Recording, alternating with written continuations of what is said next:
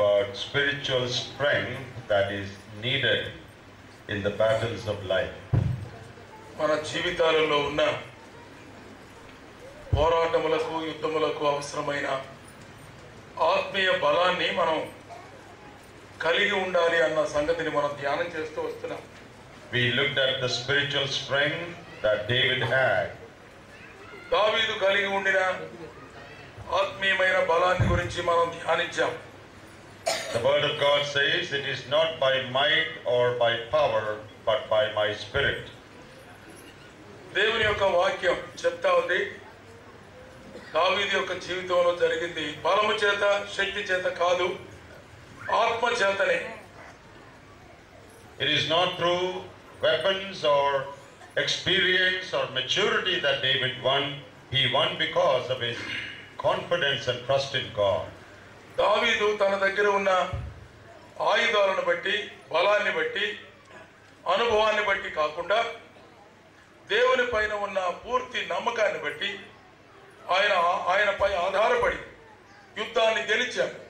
Now we are looking at the New Testament to see something about spiritual strength. ఆత్మీయమైన బలాన్ని గురించిన వివరాలు మనము క్రొత్త నిబంధనలో కొన్ని సంగతులు చూస్తూ వస్తున్నాం. Now, yesterday we looked at Ephesians chapter 3 and verse 16. ఎఫెసీయులకు రాసిన పత్రిక 3వ అధ్యాయం 16వ వచనంలో మనం చూసాము. And we saw Paul talking about strength in the inner man. అంతరంగ పురుషుని యందు శక్తి కలిగి ఉండాలి అన్నటువంటి అంశాన్ని మనం చూడగలిగాం.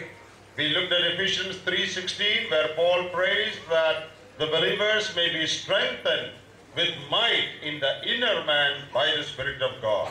అపోస్తలుడైన పౌలు ఇదిగో సంఘములో ఉన్న విశ్వాసుల కొరకై ప్రార్థన చేస్తూ ఉన్నాడు. వారు అంతరంగ పురుషుని యందు శక్తి కలిగి ఆయన ఆత్మ వలన బలపరచబడాలి అని కోరుకుంటున్నాడు. We saw that our greatest need today is to gain strength in the inner man. ఈ దినాలలో మనకున్నటువంటి గొప్ప అవసరత అంతరంగ పురుషుడు బలపడాలి, ఆత్మ బలము పొందాలి అన్నదే ముఖ్యం. If I would ask you which is more important, the inner man or the outer man, all of you would say that the inner man is more important. ఇప్పుడు ఒకవేళ నేను ప్రశ్న వేసి మిమ్మల్ని అడిగితే అంతరంగ పురుషుడు ముఖ్యమా, బహిరంగంగా ఉన్నటువంటి బాహ్య పురుషుడు ముఖ్యమా అని అడిగితే మీరందరూ చెప్తారు అంతరంగ పురుషుడే ముఖ్యమని. So in theory the answer is correct. సిద్ధాంత ప్రకారంగా మనం చెప్పే జవాబు ఖచ్చితమే. But in our day-to-day life, కానీ to what do we give more importance? కానీ మన అనుదిన జీవితంలో, మన దైనందిన జీవితంలో దేనికి ప్రాధాన్యత ఇస్తున్నాము? That to which we give more time, attention, money, energy is what is important to us. దేనికి మనం మన డబ్బును, మన సమయాన్ని, మన శక్తిని, మనకున్న వనరులను ఎక్కువగా దేని కొరకు ప్రాధాన్యంగా ఖర్చు పెడుతున్నాం? Okay, how much time do we take every day to feed the outer man? బాహ్య పురుషుని పోషించడానికి, సంరక్షించడానికి మనము ఎంత సమయం తీసుకుంటాం? We eat at least thrice a day. రోజుకు 3 సార్లు తింటాము. Then we take bath.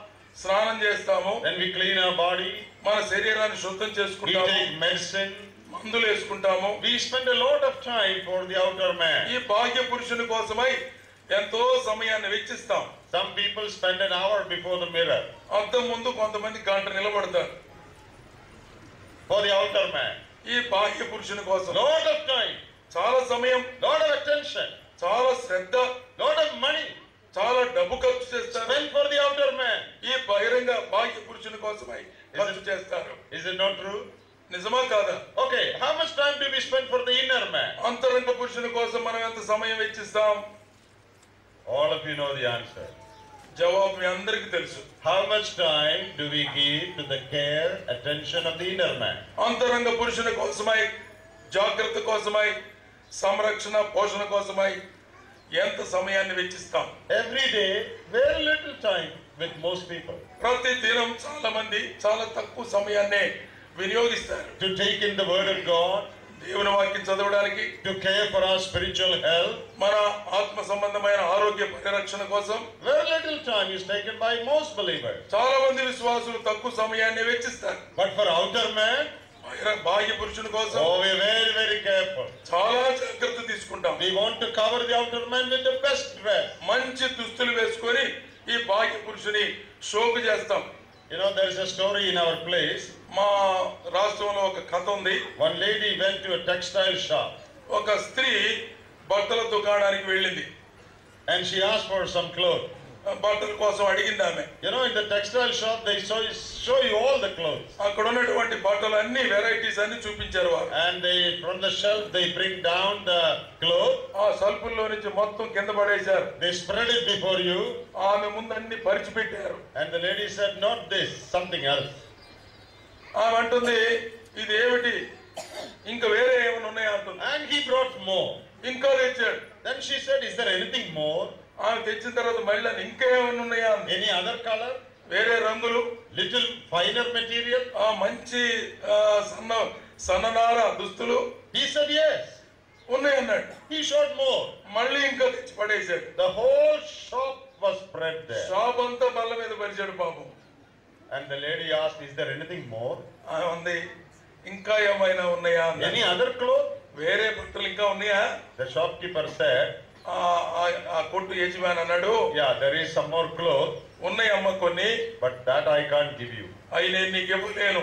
Lady asked, why you can't give me? ఎందుకు ఇవ్వలేవు అంది. He said, this cloth. నేను వేసుకున్నది తప్పితే ఇక నేను లేవమ్మా. This is the only cloth left that I have not shown you. నీకు చూపించకుండా ఉంది, నేను వేసుకున్నది తప్ప ఇంకేమి లేవు. You know, this is ladies in Kerala, not in Andhra. ఆంధ్రాలో ఉన్న స్త్రీలు ఎట్టుంటారో కానీ మా రాష్ట్రంలో స్త్రీలు అత్త మీకంటే ఎక్కువ మా వాళ్ళు. Here you may not be like that.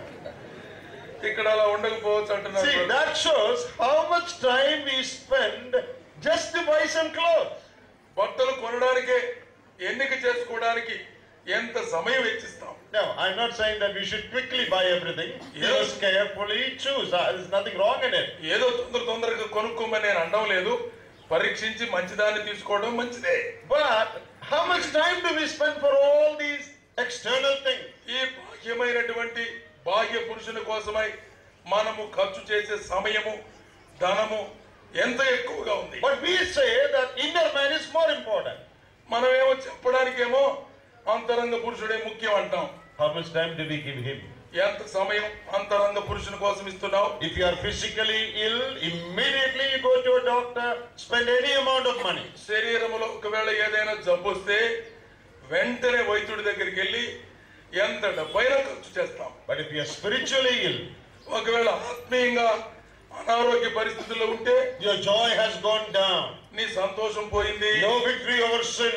అదిగో పాపం మీద విజయం లేదు. Not able to control evil desires and passion. అదిగో లోపల ఉన్నటువంటి దుష్ట తలంపులను స్వాధీనపరచుకోలేకపోతున్నావు. Spiritually sick. ఆత్మీయంగా బలహీనపడ్డావు. లోకం ఉంది. What do we do? ఏం చేస్తాం? Nothing. ఏం చేయటంలా? We don't do anything. ఏమి చెయ్యం. We just sit there, that's all. ఊరికే కూర్చొని చూస్తుంటాం. Is it not true?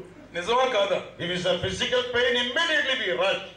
శరీరానికి ఏదన్నా బాధ కలిగితే పరిగెత్తుతాం doctor. But if it's a spiritual problem, we don't do anything. మనకు ఒకవేళ అంతరంగ పురుషునికి సంబంధించి అయితే ఏమి చేయడం లేదు. So in theory we say the inner man is more important, but in practice we say the outer man is more important for us. సిద్ధాంతపరంగా అంతరంగ పురుషుడు ముఖ్యమని చెప్తాము, కానీ అనుభవాలలో మన పనిలో బాహ్య పురుషునికి ఎక్కువ ప్రాధాన్యత. So what is the result of all this? దీనిగా ఫలితం ఏమిటి? When we are faced with battles of life, మన జీవితంలో వచ్చే పోరాటాలు మనం ఎదుర్కోవాల్సి వస్తే we cannot stand against them. అదిగో పోరాటానికి ఎదురుగా నిలబడే శక్తి లేదు. No strength inside. లోపల శక్తి లేదు. No wisdom to handle it.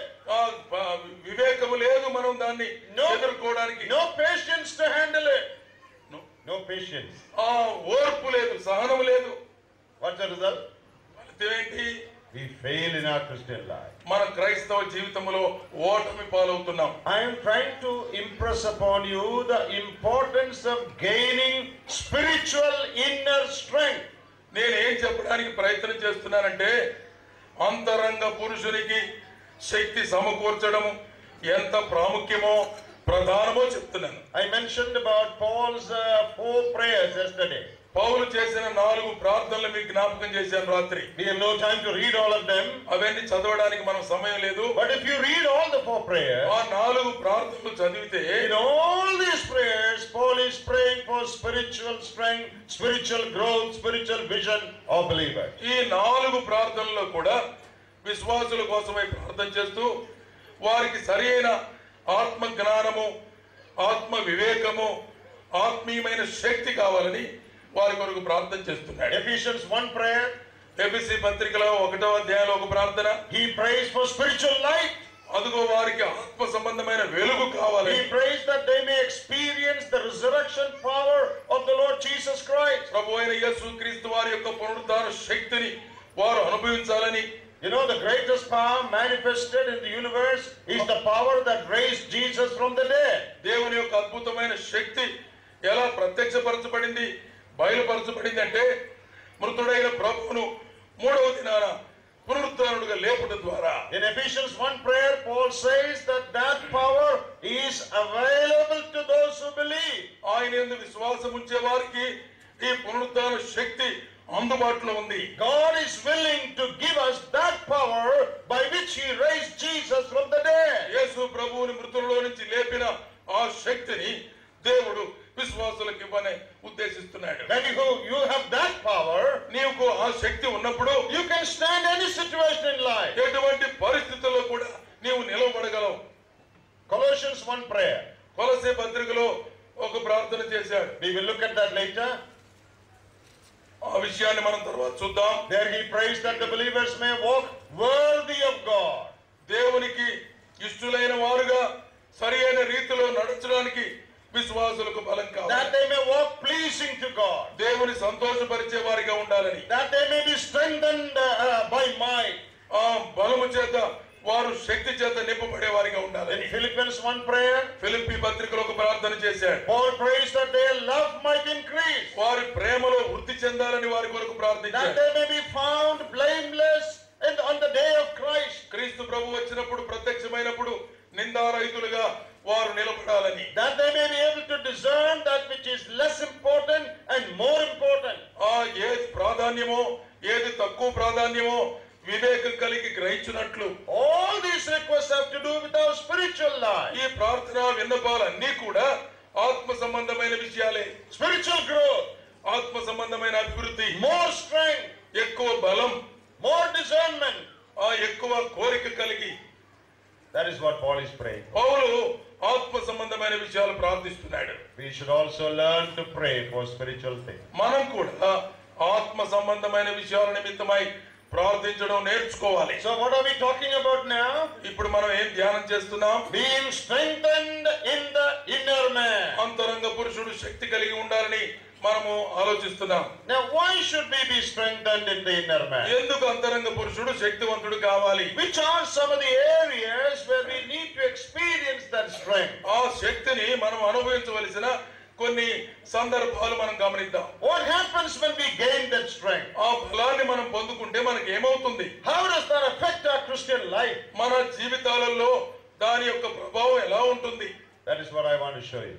అది ఈ సమయంలో చూపించాలని కోరుతున్నాను. We are going to look to several verses in the New Testament క్రొత్త నిబంధనలో అనేకమైన వాక్య భాగాలు వచనాలు చూద్దాం. where we read about being strengthened in the inner man. అంతరంగ పురుషుని యందు శక్తి కలిగిన వారుగా ఉండే ఆ సందర్భాలు మనం చూద్దాం. Where we read about gaining spiritual strength. మనము ఆత్మ సంబంధమైన బలాన్ని పొందుకునే విధానం. So that we will be able to lead a victorious Christian life. మనము విజయవంతమైన విశ్వాస జీవితాన్ని జీవించగలం. So let's look at some verses. కొన్ని వచనాలు చూద్దాం. We will first go to Colossians chapter 1. కొలస్సీయులకు రాసిన పత్రిక 1వ అధ్యాయంలో This again is a prayer of Apostle Paul. అపోస్తలుడైన పౌలు చేసిన ప్రార్థన ఇది కూడా. Let us look at that part where he prays for spiritual strength of believers. విశ్వాసులకు కావలసిన ఆత్మీయ బలాన్ని గురించి చేసిన ప్రార్థన. Look at verse 11. 11వ వచనం చూడండి. This is just a part of his prayer. We are not reading the whole prayer, but just one part of that prayer. ఇక్కడున్న ప్రార్థన అంతా చదవడం లేదు, అందులో ఒక చిన్న భాగం చదువుదాం. Strengthen with all might according to his glorious power for all patience and long suffering with joy.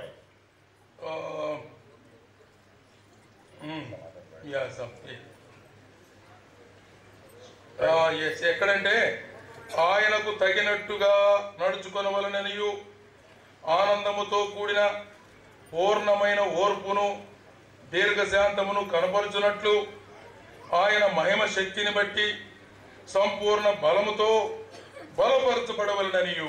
Strengthened with all might. సంపూర్ణమైన బలముతో బలపరచబడాలి అని.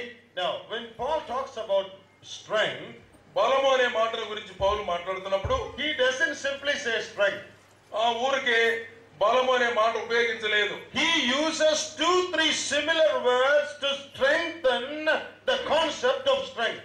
అందుకో బలము అనేటువంటి ఆ మాటకు బలం చేకూర్చడానికి 4 రకాలైన పదాలు ఉపయోగించాడు. You know, in Ephesians 3 also he uses like that. ఎఫెసీ పత్రిక 3వ అధ్యాయంలో కూడా అలాంటి పదజాలమే ఉపయోగించాడు. Strengthened in the inner man. అంతరంగ పురుషుడు శక్తివంతుడు కావాలి. There in the original version, అక్కడ ఉన్నటువంటి ఒరిజినల్ వర్షన్ లో ఏముందంటే, it actually means endynamited. You know the word dynamo, dynamite. Dynamite అంటే తెలుసా మనకి? That speaks of power. అది శక్తిని గురించి That మాట్లాడుతుంది. is the word Paul uses in Ephesians 3. ఎఫెసీ పత్రిక 3వ అధ్యాయంలో ఉపయోగించిన పదానికి ఒరిజినల్ భాషలో డైనమైట్ అనే అర్థం ఉందట. Endynamited with might through his spirit. శక్తి కలిగి ఆయన ఆత్మ వలన బలపరచబడినట్లుగా. Colossians also, కొలస్సీ పత్రికలో కూడా not just strength, ఆ బలమనే ఒట్టి మాట కాకుండా, but he uses superlative terms to strengthen the word strength. ఆ బలమైన పదాలు సూపర్లేటివ్ డిగ్రీ వాటిని ఉపయోగిస్తున్నాడు బలం యొక్క బలాన్ని చూపించడానికి. Strengthened with all